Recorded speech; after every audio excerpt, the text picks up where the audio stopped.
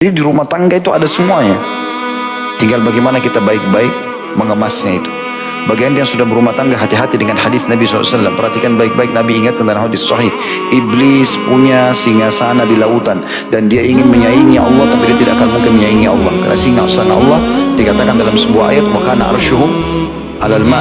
Singgasananya Allah di atas air, gitu kan. Tapi dia tidak akan pernah saingi Allah. Setiap hari anak cucunya melaporkan, saya baru membuat orang mabuk, membuat orang membunuh, membuat orang mencuri. Sama iblis dianggap biasa. Begitu ada yang mengatakan saya baru ceraikan suami istri, maka oleh iblis didudukkan di sebelah singgasananya, lalu berkata, kaulah jagoannya.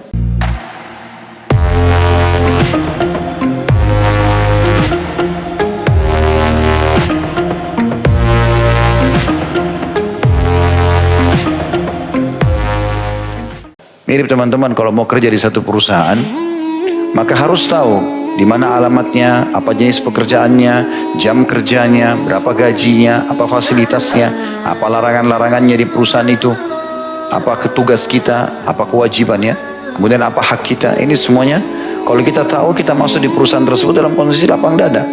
Tapi kalau kita terjun bebas saja, bisa saja kita dilempar di sebuah pulau atau di sebuah hutan. Nanti kalau kita sudah masuk, gajinya nggak cocok, jam kerjanya nggak cocok, tempatnya nggak cocok, segala macam, akhirnya kita keluar. Nah, itu yang terjadi pada rumah tangga yang tidak dibangun dengan ilmu. Sehingga baru 1-2 bulan menikah, cerai. 1-2 minggu menikah, cerai. Bahkan ada orang yang sudah naudzubillah melakukan perbuatan haram, pacaran sebelum nikah, ya, mungkin 10 tahun, dalam 2 pekan, 2 bulan bisa cerai. Rusak semuanya karena tidak dilandasi dengan ilmu. Bagi anda yang sudah berumah tangga, anda pun membutuhkan ini, ya, minimal mengetahui tugas dan kewajiban. Sebagaimana tadi ada salah satu bab-bab ini.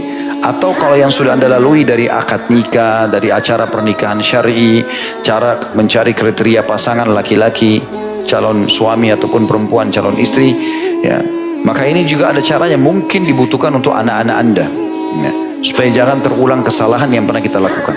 Ya, seperti itulah kurang lebih kebutuhan kita tentang bahasan ini. Jadi anak muda ataupun orang tua tetap sama. Mirip juga kasus tadi saya bilang, anjuran pernikahan ini teman-teman terjadi pada gadis dan bujang, juga duda dan janda. Makanya Imam Ahmad rahimahullah pada saat meninggal istrinya, salah satu istri beliau meninggal, hari itu dikuburkan, malamnya beliau menikah. Maka tamunya dan murid-muridnya bingung nih. Ini antara malam takziah dengan malam apa? Apa kalau orang menikah? Malam walimah. Ini antara mengucapkan doa a'zamallahu ajrakum, semoga Allah agungkan pahala kalian karena takziah, atau mengucapkan kalimat barakallahu lakum. Dua-duanya bersatu dalam satu malam. Tapi akhirnya ada satu muridnya yang memberanikan diri bertanya, wahai imam, jelaskan kepada kami, bagaimana kami memahami ini? Ini malam takziah, istri anda meninggal, juga anda menikah, malam, ya, pernikahan, kegembiraan. Kata Imam Ahmad rahimahullah kalimat yang memberikan kita pemahaman. Para ulama kalau melangkah, mengambil sebuah poin atau keputusan, itu pasti dengan ilmu yang benar. Maka beliau mengatakan, aku khawatir kalau aku meninggal juga malam ini ketemu dengan Allah, sementara aku dalam kondisi bujang. Jadi bagi Imam Ahmad, bujang itu kekurangan agama. Maaf bagi bujang-bujang di sini, ya. Tidak ada alasan untuk tetap membujang bagi seorang muslim. Tapi kan ekonomi saya belum cukup, Ustaz. Tidak ada hubungannya antara ibadah dengan ekonomi. Tidak ada hubungannya. Tidak ada hubungannya antara sholat ke masjid harus punya motor dulu atau punya mobil. Jalan kaki bisa. Menikah adalah ibadah. Tidak harus kaya dulu baru menikah. Sampai ada sahabat yang menikah dengan mahar hanya ayat Al-Quran. Ada seorang wanita datang kepada Nabi SAW dulu di masjid, lalu mengatakan, ya Rasulullah, saya hibahkan diriku buat anda. Nabi SAW melihat ke perempuan tersebut, sepertinya tidak ada hajat. Maka Nabi tawarkan ke masjid, siapa di antara jemaah yang mau nikahi? Ada satu angkat tangan. Kata Nabi SAW, coba pulang ke rumahmu, carilah sesuatu yang kau bisa jadikan mahar, walaupun cincin dari besi, bukan perak lagi, besi saja kamu lengkungin, bawa ke sini. Dia ke rumahnya, dia balik mengatakan, tidak ada ya Rasulullah. Kata Nabi SAW, kau punya hafalan ayat-ayat Al-Quran? Kata dia, iya. Kata Nabi SAW, saya nikahkan kau dengan wanita ini dengan mahar ayat-ayat Al-Quran itu. menikah jadi suami istri padahal miskin. Itu salah satu nanti akan kita singgung tentang masalah kafa'ah atau kufu, kesepadanan. Jadi kalau antum di sini laki-laki gajinya cuma 2 juta, ya harus nikah dengan perempuan yang bedaknya juga cuma 50 ribu. Supaya uangnya cukup. Kalau antum nikah dengan perempuan yang kosmetikanya 2,5 juta, 5 juta, tiap bulan utang nanti. Itu namanya kafa'ah. Jangan juga sok-sokan nikah sama orang asing. Bahasanya beda, makanannya beda, tradisinya beda. Tidak sekufu nanti. Hanya karena oh ini bule, oh ini, oh itu ini. Padahal dia tidak bisa sejalan. Kenapa enggak menikah sama orang yang sama-sama suka makan tempe, sayur asam, orang biasa makan bakso, biasa dengan cuaca. Kecuali orang keturunan yang tinggal di negara kita beda, sudah sama dengan kita gitu kan. Tapi kalau enggak, orang asing hanya karena mau dipuji oleh orang, ini nanti tidak sekufu. Atau pendidikan kita sangat tinggi, menikah dengan orang tidak ada pendidikannya. Jadi kalau ngomong enggak nyambung gitu kan. Atau kita miskin nikah sama orang yang kaya sekali, ini juga jadi masalah. Ini masalah kekufuan semuanya. Jadi menikah juga dengan orang yang tidak mampu. Saya ingat dulu saya punya seorang dosen. Beliau ketua Mu'allaf Center di Madinah. Masya Allah, memang seorang dai dan cara penyampaian dakwanya itu luar biasa. Dia kalau masuk di kelas 50 menit ceramah, kita nggak sadar sudah habis waktu. Kalau ngomong enak sekali, dia tulus gitu nyampein. Salah satu yang pernah disinggung di kelas, dia ngajar tentang tarikh dakwah, sejarah dakwah. Bagaimana sih sejarah dakwah awal, bagaimana para nabi-nabi berdakwah, bagaimana bisa menyampaikan retorika yang benar, cobaan-cobaan yang mereka lalui dan seterusnya. Dia sempat bilang, kalau dai di dunia ini yang paling enak itu Indonesia. Saya sama teman-teman Indonesia saling lirik-lirikan. Kok Indonesia disebut sama beliau, ini ada apa? Dia bilang karena di Indonesia mudah sekali menikah. Orang tidak perlu khawatir dengan pelanggaran-pelanggaran agama. Mungkin beliau tidak terlalu banyak faham.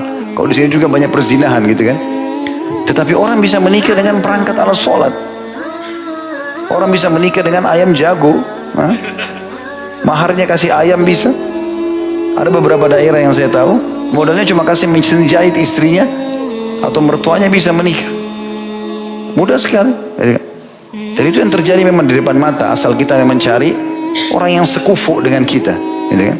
Orang yang sekufu, insya Allah itu bisa. Saya subhanallah pernah ke Jordan, waktu itu ada umroh plus Aqsa. Sebelum masuk ke Palestina, saya sempat masuk ke Jordan, di kota Petra, salah satu 7 keajaiban dunia, untuk membawa jemaah melihat di situ bagaimana keajaiban yang Allah tunjukkan, tanda-tanda kebesarannya ada di situ. Intinya ada satu orang asli Jordan, dia kerjanya punya kuda itu disewain sama dia untuk keliling-keliling tempat itu. Saya sempat bayar dia. Kemudian saya bilang saya mau naik kelilingi semua kota tua ini, naik sampai ke atas muter. Lama mungkin 1 jam. Saya sambil ngobrol. Di antara saya ngobrol itu masalah tradisi pernikahan mereka di Jordan gitu. Maka saya bilang, sudah menikah? Dia bilang belum. Berapa umur kamu? Kalau nggak salah umurnya itu 34 atau 35. Kenapa belum menikah? Bukankah Rasulullah SAW menikah di umur 25 tahun? Dia bilang di sini susah menikah. Kenapa susah menikah? Tinggi sekali maharnya, mahal biayanya. Saya iseng tanya, emang berapa biayanya? Dia bilang orang yang paling biasa kalau nikah sini, kalau dalam dolar 100.000 dolar. Tahu berapa itu? 1,4 miliar. Hah? Antum tinggal beli ayam jago, bawa ke kampung, lamar orang dikasih, modal Al-Quran dikasih, ya. Apalagi kalau antum orang baik, Allah tawarkan. Seperti itulah. Penulis sempat mengangkat tentang pentingnya seseorang mempedulikan masalah pernikahan. Ini dalam mukaddimahnya dulu ya. Di antara dalil beliau angkat adalah Nabi SAW mengingatkan bagi setiap laki-laki yang selalu mendahulukan kekufuan, kesepadanan dan juga mencari wanita salihah, agamanya yang didahulukan. Kata Nabi SAW, man razaqahullahu imra'atan salihatan faqad a'anahu ala syatri dini falyattaqillaha fi syatri tsani. Barang siapa yang dikarunia oleh Allah seorang wanita yang salihah, kerjanya ibadah, ya, bakti sama Tuhannya, ia juga berbakti pada suaminya, berarti dia, Allah telah menolongnya atas separuh agamanya. Maka hendaklah ia bertakwa kepada Allah pada separuh yang kedua, maksudnya yang tersisa saja. Jadi menikah itu telah menyelamatkan setengah agama. Karena godaan paling besar bagi laki-laki, wanita. Godaan paling besar bagi wanita, laki-laki, gitu kan, terbalik. Nah, kalau orang sudah menikah, ada tempat pelampiasan biologisnya yang halal, dia aman. Contoh, kalau teman-teman lagi lapar, makan. Begitu kita kenyang, seenak apapun makanan yang dihidangkan depan mata kita, kita sudah tidak akan mau lagi. Mau buah yang manis kah, mau minuman yang manis kah, mau makanan yang gurih dan lezat mahal, nggak ada lagi keinginan, karena sudah kenyang. Orang kalau sudah punya pelampiasan biologis yang halal, kecuali yang rusak fitrahnya, maka tentu saja dia akan tercukup dengan itu. Apalagi Nabi SAW mengatakan dalam hadis yang sahih, kalau seseorang di antara kalian melihat wanita yang tidak halal bagi dia di luar rumahnya dan tergoda syahwatnya, dia tertarik, maka kembali pada istrinya, karena istrinya memiliki apa yang dimiliki oleh wanita tersebut. Beda casing iya, muka, mulut, mata, iya, casingnya kulit, tinggi badan, tapi kemaluannya sama. Ujung-ujungnya biologis itu. Maka menikah menyelamatkan setengah agama. Juga Nabi SAW mengingatkan masalah itu dalam hadisnya yang sahih. Tadi itu hadis diriwayatkan oleh Al-Hakim dengan sanad sahih dan disetujui oleh Al-Zahabi. Kata Nabi SAW, "Innamad dunya mata' wa laysa min mata'id dunya syai'un afdalu minal mar'ati salihah." Dunia ini semua hanya perhiasan saja, dan tidak ada sedikit pun dari perhiasan dunia yang lebih utama daripada wanita yang salihah. Hadis ini riwayat Imam Muslim.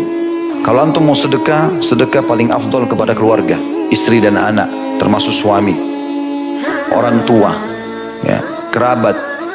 Dan ini dalam pernikahan. Kalau antum mau berbuat baik dengan orang, misal contoh kita mau aplikasikan hadis Nabi SAW, aku memenuhi hajat satu saudaraku muslim, lebih aku cintai daripada i'tikaf di masjidku ini, di Masjid Nabawi, sebulan. Tahu i'tikaf teman-teman? Kita mengikat diri 5 waktu sholat di masjid, sholat sunnah di masjid, berdoa antara azan dan iqamah, baca Al-Quran, majlis ilmu, banyak sekali yang kita dapatkan dalam i'tikaf. Semua rangkaian i'tikaf itu, kalau di Masjid Nabawi, apalagi sholatnya dilipat gandakan 1000 kali lipat, itu bisa didapatkan dengan memenuhi hajat satu muslim. Misal teman antum bilang, akhi, ukhti, tolong antar saya ke toko itu. Baiklah, kita langsung antar dia. Atau kita tunjukin alamat, atau kita jenguk pada saat dia sakit, atau apalah, dia titip beli sesuatu. Maka itu lebih baik ya, daripada i'tikaf di Masjid Nabawi sebulan. Itu hadis ini teman-teman, banyak orang fahami, selalu dia kejar di luar rumahnya. Padahal dalam rumah, istri ada, suami ada, anak ada. Berapa kali kita sebagai suami harus penuhi minumannya, makanannya, pakaiannya, tempat tinggalnya, transportasinya, istri dan anak kita. Setiap hari kita lakukan. Setiap hari kita dapat pahala i'tikaf di Masjid Nabawi. Orang gak fikir itu. Hajat seorang istri, penuhi hajat suaminya, masakkan makanan, belanja di pasar, rapikan bajunya, hilangkan letihnya, layani biologisnya. Ini semua lebih afdal daripada i'tikaf sebulan di Masjid Nabawi. Ini luar biasa. Dalam rumah ada. Semua ada dalam rumah. Mau sedekah ada, mau berbuat baik sama orang ada, semuanya ada. Ini jalan tol.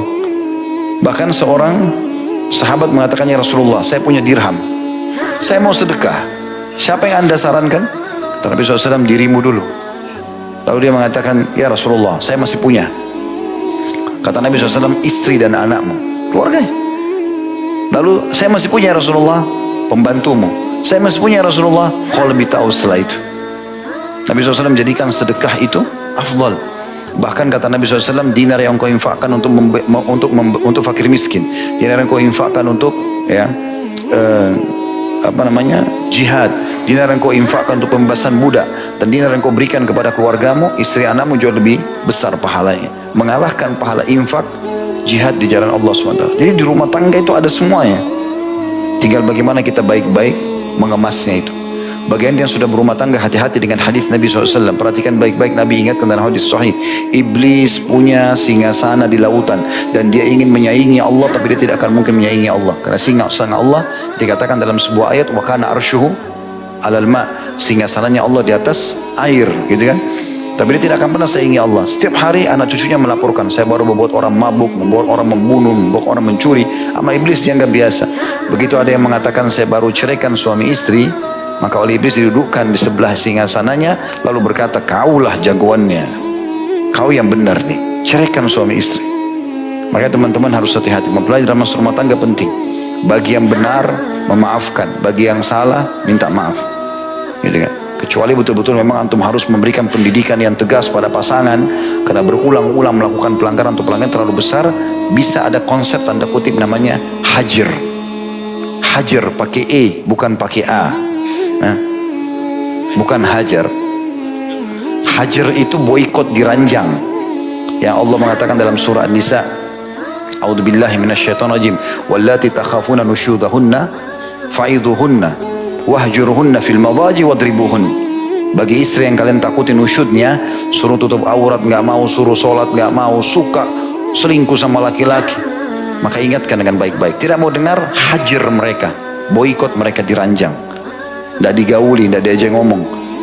Kalau dia tidak mau juga, baru dipukul. Pukulan pun tidak boleh menyakiti. Kata Nabi SAW, hindari wajah. Ya, pukulan sebagian ulama mengatakan dengan kayu siwak ke tangannya. Ingatkan, ini nggak boleh. Tetap tidak mau, yang sudah antum istikharah, tinggalkan. Jangan habiskan waktu pada perempuan yang tidak mau dengar nasihat. Cari wanita salihah yang antum isi dengan ibadah kepada Allah Subhanahu wa taala. Begitu juga dengan perempuan. Nasihati suaminya, sholat ini itu, jangan mabuk. Tidak mau dengar, istikharah kepada Allah Subhanahu wa taala, tinggalkan saja. Cari laki-laki yang saleh, sisa umur kita dipakai untuk ibadah kepada Allah Subhanahu wa taala. Itu kurang lebih yang ingin saya tambahkan tadi. Penulis mengangkat pertama definisi nikah dulu. Dan memang tradisi para ulama, setiap kali menjelaskan satu hukum pasti mereka jelaskan definisinya.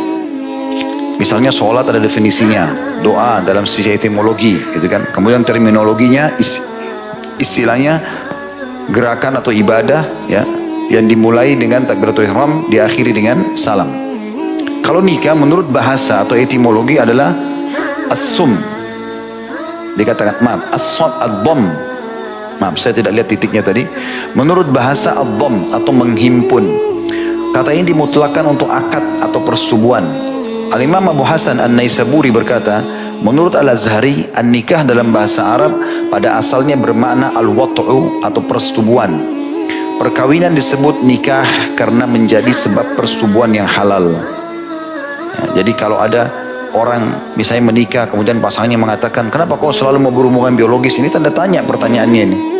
Karena memang dasarnya pernikahan di biologis itu. Memang pernyataannya seperti itu. Bahkan ada sebagian ulama mengatakan anjuran untuk biologis ini, sebagaimana makna asalnya nikah, itu dianjurkan setiap hari dilakukan. Kalau orang betul-betul mau menunda pun, maka maksimal sepekan sekali dan dia jadikan di hari Jumat. Ya, kalau setiap hari diambil dalilnya dari masalah hukum poligami, laki-laki boleh menikah sampai 4 wanita dan setiap malam ada hak mabit atau menikahnya istri, dan itu berarti juga ada hak biologis. Berarti setiap hari dia tidak akan berhenti untuk itu. Begitu juga dengan yang mengatakan sepekan sekali dan dijadikan hari Jumat adalah hadis tentang keutamaan mandi di hari Jumat. Yang hadis sahih yang kata Nabi SAW, siapa yang mandi di hari Jumat seperti mandi junub. Ya, artinya dia gabungkan antara mandi junubnya sama mandi Jumatnya bagi laki-laki di situ. Kemudian dia pakai bajunya yang terbaik, dia sisir baju rambutnya dengan rapi, kemudian dia pakai minyak wangi terbaiknya, lalu dia ke masjid dan dia tidak memisahkan antara dua orang, lalu dia dengarkan khutbah, lalu dia sholat Jumat kecuali dibersihkan dosa-dosanya yang telah lalu. Abu Ali Al-Farisi berkata, bangsa Arab membedakan keduanya dengan perbedaan yang sangat tipis. Jika mereka mengatakan nakaha fulana, menikahi fulana, seorang wanita, atau binta fulan, putri si fulan, atau ukhtahu, saudarinya, maka yang mereka maksud ialah melakukan akad terhadapnya. Karena kan dua makna nikah, bisa makna akad nikah, akad kesepakatan yang membuat nanti terjadi pernikahan, atau dasarnya memang yang dimaksud adalah akad persetubuhan. Maka yang mereka maksud ialah melakukan akad terhadapnya. Jika mereka mengatakan nakaha imra'atahu au nakaha zaujatah, menikahi istrinya, maka yang mereka maksud tidak lain adalah persetubuhan. Karena dengan menyebut istrinya, maka tidak perlu menyebutkan akadnya. Al-Farra berkata, bangsa Arab mengatakan nukihal mar'ah, wanita yang dinikahi, dengan nun di dhammah berarti menyetubui kemaluannya. Ini adalah ungkapan tentang kemaluan. Jika mereka mengatakan nakahaha, kalimat nikah sendiri dipakai, maka yang mereka maksud ialah menyetubui kemaluannya. Tetapi jarang sekali diucapkan nakahaha dengan nun dipanjangkan, sebagaimana diucapkan badha'aha atau menggaulinya. Ini secara bahasa, secara etimologi. Secara terminologi atau syariat, Ibnu Qudamah menyebutkan nikah menurut syariat adalah akad perkawinan. Ketika kata nikah diucapkan secara mutlak, maka kata ini bermakna demikian, selagi tidak ada satu dalil pun yang memalingkan darinya. Al-Qadhi bin Iyad berkata, yang paling mirip dengan prinsip kami bahwa pernikahan pada hakikatnya berkenaan dengan akad dan persetubuhan sekaligus. Berdasarkan firman Allah Ta'ala dalam surah An-Nisa ayat 22, A'udzu billahi minasyaitonir rajim, wa la tankihu ma nakaha aba'ukum minan nisa, al-ayah. Dan janganlah kalian kawini atau nikahi wanita-wanita yang telah dikawini oleh ayah kalian. Dan Allahu a'lam, pernyataan Qadhi Ibn Iyad ini adalah perkataan yang paling bijak karena menyatukan antara makna akad yang terikatnya antara suami istri dan menjalankan tugas masing-masing dengan akad bolehnya bersetubuh yang halal dengan pasangan. Ini makna daripada nikah itu sendiri.